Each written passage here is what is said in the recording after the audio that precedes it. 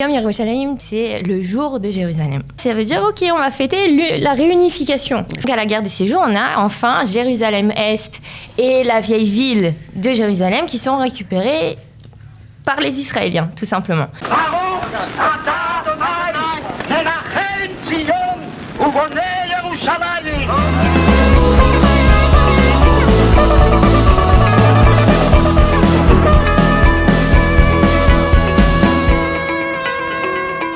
Parler de Jérusalem un peu différemment et de savoir surtout quelle est l'histoire de cette journée si particulière, l'histoire de cette célébration. Et pour ce faire, on a le plaisir d'accueillir une jeune guide talentueuse. Elle s'appelle Hannah Grieger. On est ravis de l'accueillir. Bonjour Hannah. Bonjour Cathy. Alors, on est contente de t'avoir parce que c'est vrai que Yom Yerushalayim, on se demande si c'est un jour uniquement réservé aux Jérusalemites, ceux qui habitent à Jérusalem, ou si c'est un jour pour tout Israël. On s'imagine que oui, mais est-ce que c'est férié? Est-ce que c'est pas férié? Comment ça s'organise dans les autres villes du pays? Est-ce que ça a changé depuis la création de l'État? Tout ça, Cathy, ce sont de belles questions. Tu peux répondre au fur et à mesure. On va répondre au fur et à mesure, évidemment. Alors, d'abord, Yom Yerushalayim, merci. Yom Yerushalayim, tu l'as dit, c'est le jour de Jérusalem. Le jour de Jérusalem, ça veut dire quoi? Ça veut dire, ok, on va fêter la réunification, finalement, de la ville. Il faut rappeler que la ville était aux mains des Jordaniens. Pendant presque 20 ans, en fait, donc de la fin de la guerre d'indépendance jusqu'en 67, jusqu'à la guerre des 6 jours. Et donc, à la guerre des 6 jours, on a enfin Jérusalem-Est et la vieille ville de Jérusalem qui sont récupérées par les Israéliens, tout simplement. Et donc, Yom Yerushalayim, moi, au départ, en tant que Ola Chadasha, moi, ça va faire 6 ans que je suis arrivée, et je me suis dit, trop bien, on fait une fête pour célébrer que Jérusalem est la capitale d'Israël. Alors, pour moi, c'était trivial, cette notion-là, mais en fait, ça allait pas pour tout le monde. Pour les Israéliens, ça a été vraiment un processus. Pour moi, c'était barour depuis le départ, et en fait, non, c'est évident, pas... c'est pour tout le monde, voilà. C'est la capitale d'Israël, voilà. Point. On fait la fête. Et en fait, non, c'est pas que ça. C'est aussi d'abord commémorer les soldats. Je l'ai découvert il n'y a pas très longtemps. Enfin, ça va de soi, mais finalement, comme je pensais que Yom HaZikaron, c'était pour tous les soldats de toutes les guerres, alors j'ai pas pensé que Yom Yerushalayim, ça pouvait aussi être pour un jour de commémoration d'une certaine manière pour les soldats qui sont tombés, spécifiquement pour la guerre des 6 jours à Jérusalem.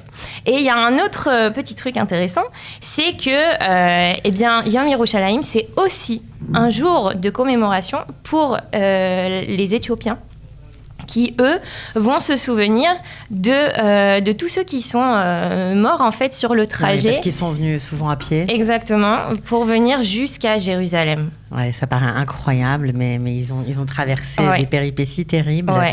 Et il y en a beaucoup qui sont restés sur le chemin. Alors, est-ce que c'est une fête nationale? Oui ou non? Est-ce que c'est un jour férié, tout simplement? Alors ça, c'est vraiment une très bonne question. Quand j'ai fait mes études de guide touristique, j'ai parlé avec mes amis, mes collègues israéliens, parce que tout le cours n'était qu'avec des Israéliens quasiment. Et je leur ai dit, mais je comprends pas. Yom Yerushalayim, je vois tout le monde à Jérusalem dans la rue, qui sort, qui se balade, personne ne travaille, genre normal, ok, qu'est-ce qui se passe? Est-ce que c'est un jour férié? Est-ce que c'est pas un jour férié? Et je me suis rendu compte, en fait, que selon la tendance qu'on a, c'est-à-dire politique ou religieuse, ou les deux, on va considérer que oui ou non, c'est un jour férié. Et il y en a carrément qui m'ont dit non, pas du tout, on va au travail. Et il y en a d'autres qui m'ont dit non, c'est un jour férié. Et donc, on se trouve comme ça dans un espèce de débat dans lequel j'ai pas forcément envie de rentrer tout de suite, vraiment pour essayer de comprendre le pourquoi du comment. Mais il y a un vrai débat qui se trouve au cœur des conversations entre les Israéliens à ce sujet-là. Ok, alors, mais on imagine quand même qu'après la guerre des 6 jours, juste après, quand on fêtait Yom Yerushalayim, tout le pays fêtait Yom Yerushalayim. Alors oui, en fait, ce qui s'est passé... Ça a changé un peu. C'est ça. En fait, ce qui s'est passé, c'est qu'en 68, donc la guerre des 6 jours 68, on a le grand comité de la Rabbanout, tous les grands rabbinim qui se sont réunis, qui ont dit il faut absolument que, même plus précisément, c'était avant 68, c'était 2 jours après la libération du mont du Temple. Okay. On a eu le mont du Temple pendant un très court instant, mais on en a profité. Et ces rabbinim, ils se sont réunis, ils ont dit ok, on est obligé de faire un jour de fête, une vraie chag, une vraie fête religieuse, pour fêter tous les nissim, tous les miracles que Akadosh Baruch Hu, que Hachem a fait pendant la guerre des 6 jours pour récupérer Jérusalem et récupérer le mont du Temple. Et donc, c'est une première idée qui a été donnée.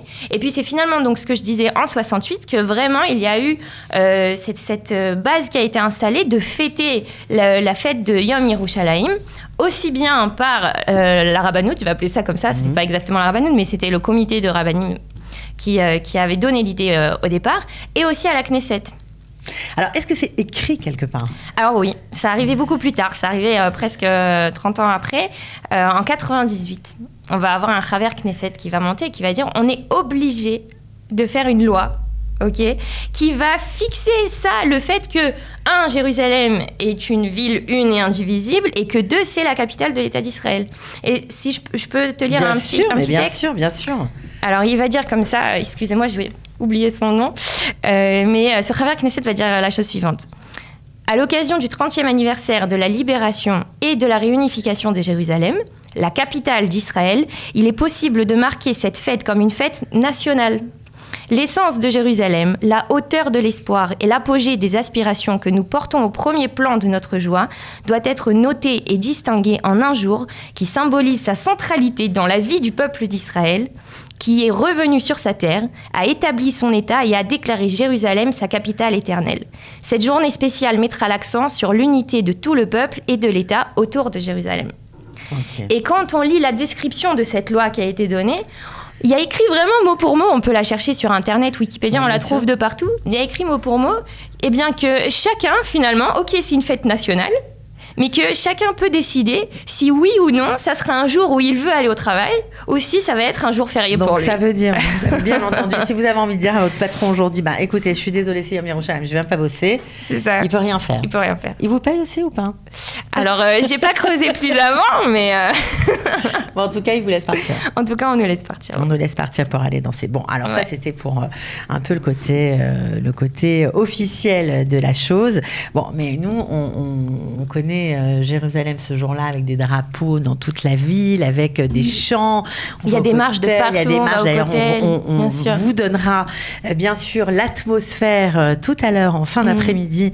Vous verrez comment tout ça se passe, mais nous, on avait envie, puisque tu es guide, de profiter de ton expérience et de ton, on va dire, ton approche un peu différente, parce que tu es là seulement depuis 6 ans, de parler de certains quartiers de la ville, de certains endroits, de certains points de vue, pas toujours très connus. Voilà. Alors, plus ou moins connu, oui, ça va dépendre. Ça va dépendre des gens. Des gens qui vivent à Jérusalem plus ou moins longtemps, ou qui aiment vadrouiller, se perdre dans leur ville. Et puis, c'est aussi pour tous ceux qui n'habitent pas Jérusalem et qui ont envie de venir profiter. Alors, on va commencer par Givat Hatanar. Oui. Alors, Givat Hatanar, s'il y en a qui connaissent, il y en a certains qui vont peut-être rigoler parce que quand on arrive à cet endroit, je vais vous dire à peu près où c'est, mais quand on arrive dans cet endroit, on a l'impression que c'est un terrain vague, en fait. On se dit, mais qu'est-ce que c'est, cette espèce de terrain où il y a rien ? On va regarder des photos tout de suite. Okay. Et en fait, alors cet endroit d'abord se trouve entre la Tachana Rishona, le Mitram Tachana, la première station de train de Jérusalem, et finalement le Brichat HaSultan, donc l'espèce de petite piscine qui est en face des murailles de la vieille ville. Et donc, il y a de jolies fleurs. Il y a des jolies fleurs. Alors voilà, c'est ça. Faut venir à la bonne saison. Voilà, là sur l'image, on voit bien qu'il y a des belles fleurs. On est en plein printemps. C'est très joli, c'est très vert. Alors que si on y va un peu plus tard en été, c'est tout jaune. Il y a rien du tout. Par contre, voilà, c'est jaune avec quelques fleurs qui survivent. Et par contre, ce qu'on a, c'est une vue imprenable sur les murailles du côté de Sha'ar Tzion, du côté du Har Tzion, du mont de Sion. Et moi, j'adore aller là-bas avec des groupes, juste pour leur dire, voilà, regardez, on se trouve vraiment ici à un point qui est important. Pourquoi ? Parce que d'abord, on est sur le Kav Parashat Hamayim de Jérusalem, c'est ligne d'eau. Voilà, du cycle de l'eau en fait qui arrive dans la ville.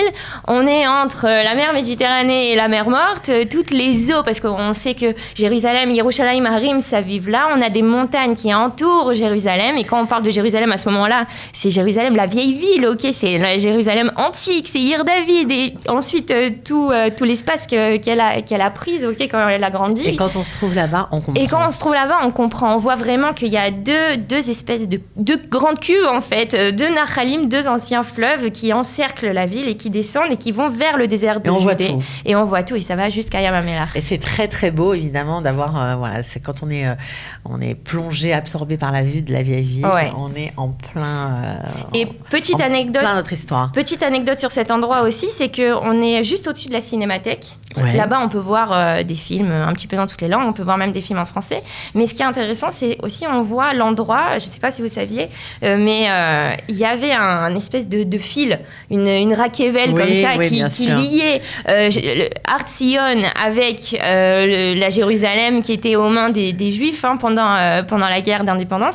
Et ils transportaient de la nourriture grâce à ça, aux Juifs qui étaient à l'intérieur de la vieille ville. D'ailleurs, il y a un très joli petit musée dans l'hôtel Har Zion. On peut regarder. Et quand on regarde par la fenêtre de l'hôtel, on comprend, on voit la ligne encore. Et c'est vraiment incroyable de se dire comment la ville était approvisionnée. Alors ça, c'était le petit coup de cœur de notre amie Hannah Grieger. Alors, on continue avec quelque chose de plus connu, mais qui est aussi très beau, c'est la taillelette d'Armon HaNativ. D'Armon HaNativ, Alors ça, c'est toujours à Jérusalem, évidemment. C'est toujours à Jérusalem. C'est du côté de Talpiot. Talpiot Arnona. Voilà. Bon, Arnona, oui, c'est ça, exactement. Moi, j'adore aller là-bas parce que, d'abord, ils ont fait plein de travaux. Donc c'est beaucoup plus propre, soigné, esthétiquement c'est joli à la vue, on peut se balader là-bas. On m'a amené en date là-bas si ça intéresse les amoureux, c'est très sympa. Au coucher du soleil, petit pacal café, tout ça, c'est très sympathique. C'est très beau surtout. C'est très très beau, et aussi on a une vue, alors là je vous parlais d'une vue imprenable depuis Givat Hatanar sur le Har Zion, mais alors là depuis Armon HaNativ, on a une vue, mais sur toute la vieille ville de Jérusalem. Là, on voit bien la Kippat HaSela, le dôme doré, on voit la muraille, on peut voir Ir David, on peut voir Abu Tor, on voit l'ancien et le nouveau Jérusalem. On voit alors à ma droite, je ne sais pas comment c'est chez vous, mais à ma droite, on peut même voir le mont des Oliviers, ça va jusqu'à Har HaTzofim. Enfin, le soir, c'est magnifique, et au lever du soleil aussi, c'est très, très, très, très beau. Voilà, et puis on peut même faire je crois, du roller, on peut se balader. Oui, il y a le Segway, on peut faire plein de choses.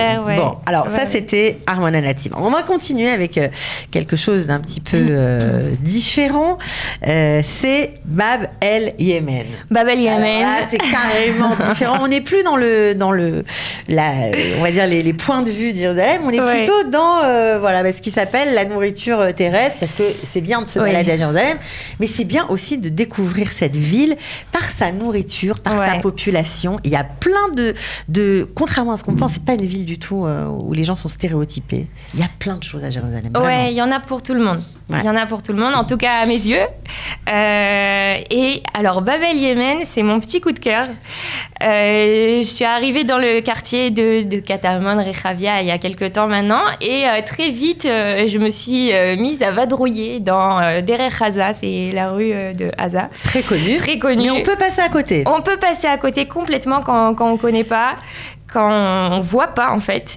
Et le soir, on a deux endroits en fait. On a le Bab el Yemen et on a le Carrousel. C'est le même propriétaire, un en face de l'autre, qui gère ces restaurants. Alors là, qu'est-ce qu'on voit sur l'image, ce qu'on voit, c'est Bab el Yemen. C'est le soir, c'est en semaine. On a des tables à l'extérieur. Ils proposent de la nourriture yéménite. Bab el Yemen, voilà, Théman. Ok. Et sa particularité, Cathy, je ne sais pas si tu savais que ça existe, c'est que c'est un restaurant qui est cachère et qui est ouvert pendant Shabbat. Voilà, mais qui est ouvert pendant Shabbat. Alors, il y en a qui vont dire oui, mais Hannah, t'es mignonne, mais ça ne peut pas être à la fois cachère et ouvert pendant Shabbat. Eh bien oui. Alors, comment ils font ? Je vais vous rassurer tout de suite. Déjà, c'est très simple. Soit on appelle avant Shabbat, on dit voilà, on va être tant de personnes, on va venir manger pour telle heure. plus ou moins. Ok. Ils vont te dire d'accord, très bien, pas de problème, on note le nom, les informations, etc. Ouais. Et on va te demander si tu veux payer avant ou après Shabbat. Et en fait, c'est fait sur la base de la confiance. C'est simplement sur la base de la confiance. C'est-à-dire, je te crois que tu vas me payer. Tu n'es pas obligé de payer tout de suite. Tu peux payer avant Shabbat si tu veux. Tu peux payer après Shabbat si tu veux. Je te fais confiance. Et donc, quand on va au restaurant... Tout est cuisiné avant. Tout est mis sur, sur la plata, quoi. Ouais. C'est réchauffé, comme on ferait chez nous, finalement. Ouais. Et il y a le goy de Shabbat. J'aime pas le dire comme ça, mais ça s'appelle comme ça. La personne non juive qui va travailler pendant Shabbat et qui va être là, qui va écrire les informations. OK, c'est telle personne, son numéro de Théodazé au numéro de téléphone. Vraiment, il va faire tout est ça fait fonctionne, et ça fonctionne tous les vendredis super soirs, bien. tous les samedis midi. Alors en ce moment avec Corona, c'est un peu plus compliqué, mais disons que ça reprend petit à petit, mais c'est tout le temps rempli. Et ce qui est hyper intéressant, c'est que c'est ouvert à tout le monde, c'est pas que pour les chômeurs Shabbat et pendant le Shabbat, je veux dire, et que il y en a qui l'idée en fait de base, c'est pas juste d'ouvrir un restaurant pendant le Shabbat, c'est de faire un lieu social. C'est de faire un lieu social, un lieu où chômeurs Shabbat et moins pratiquants ou pas chômeurs Shabbat du tout puissent se rencontrer et parler. On discute aussi. On discute. Il y a des débats. C'est ça. C'est important de dire parce que les gens ne connaissent pas ça, mais à Jérusalem, c'est souvent comme ça dans certains cafés, dans certains endroits. Ouais. On parle de tout et il y a vraiment des débats organisés. Oui, il y a des débats organisés. Alors, je ne sais pas si c'est tous les Shabbats, mais très régulièrement, ils font en sorte d'organiser des débats, des discussions, des rencontres. Il y en a certains qui vont lire des poèmes. Voilà, c'est vraiment très... moi, j'aime beaucoup cette ambiance. C'est super, c'est ce qu'on appelle une ambiance et puis, c'est de bon, Jérusalem. Faut le dire, c'est bon. C'est bon, là. Et puis, ils sont sympas. Ils sont sympathiques. Bon, alors, on va continuer, puisqu'on était dans la nourriture. On va continuer avec la boisson, un bar. Alors là, c'est un bar, tout le monde ne connaît pas, évidemment. Et puis, c'est un bar quand même super spécial. Ouais. Alors, ça, ce sont mes amis israéliens qui me l'ont fait découvrir il y a quelques années maintenant. Ça s'appelle le Gatsby. C'est toujours à Jérusalem. C'est toujours à Jérusalem. En pleine ville. En pleine ville, Rehov Hillel. Et on le voit pas du tout. C'est-à-dire de l'extérieur, Cathy, tu vas marcher, tu vas voir le Aroma Café. Ouais. Et une porte de service. Oui. Sur le côté au fond là-bas, derrière une table. Souvent, c'est pas très propre là-bas. Donc on n'a pas envie de rentrer, mais on a tort. On n'a pas envie de rentrer, mais on a tort. Et surtout, on sait pas qu'on peut rentrer là-bas. Et on arrive devant cette porte et en fait, c'est le Gatsby. C'est cet endroit incroyable, tout propre, tout clean. On a l'impression d'être en Europe, pas du tout à Jérusalem. Et ça se trouve là-bas. Et donc, un jour, on m'amène devant cette porte. Et j'ai peur. Je dis, mais qu'est-ce que c'est cet endroit? Je ne veux pas rentrer, moi. Bon, je dis, allez, Anna, vas-y, on y va et tout.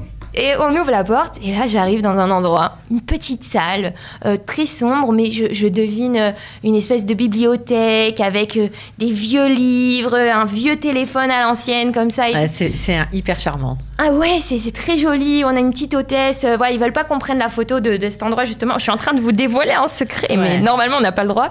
Et en gros, voilà, on rentre et on passe dans un passage secret. Voilà. On nous ouvre une porte secrète. Et on rentre dans cet endroit qui est le Gatsby, qui est un bar à cocktail. Alors bon, il est pas cachère, donc ceux qui on peut pas manger, mais on peut boire, on peut profiter. Ils ont des cocktails très sympas, ils font des choses sur mesure.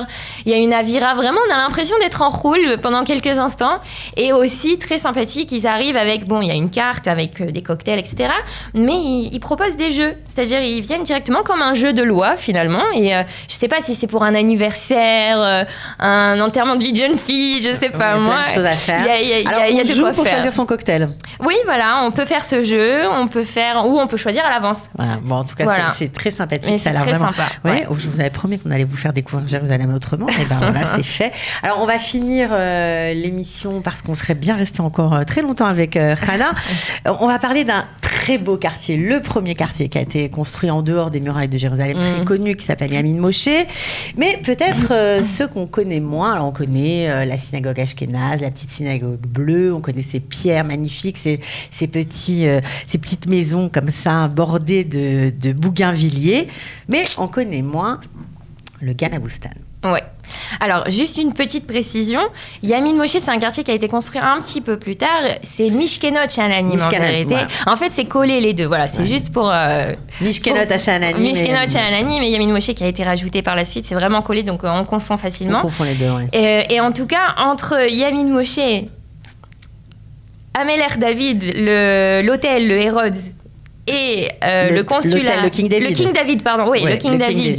Et le consulat de France, entre ces 3 points-là, on a un parc immense qu'on n'arrive pas forcément aisément, on n'y arrive pas facilement au départ. Si on ne connaît pas, il n'est pas connu. Ouais, c'est incroyable, c'est magnifique. C'est ça, faut se lancer dans les petits chemins, vouloir se perdre un petit peu là-bas pour vraiment le trouver. Moi, c'est comme ça que je l'ai trouvé la première fois. Et c'est vraiment magnifique. En fait, on a une grande étendue d'herbe, on a plein d'eau. Il y a une espèce de... Alors, quelques Israéliens qui connaissent, ils vont dire, on a une grande cascade d'eau avec une grande piscine et tout. Et moi, j'ai dit quoi? Mais il y en a un, justement, il y a une semaine, 10 jours, il m'a dit, ouais, tu connais cet endroit, il y a une grande piscine à côté d'Yamin Moshe. J'ai fait quoi? Une piscine? Mais pas du tout, il n'y a pas de piscine.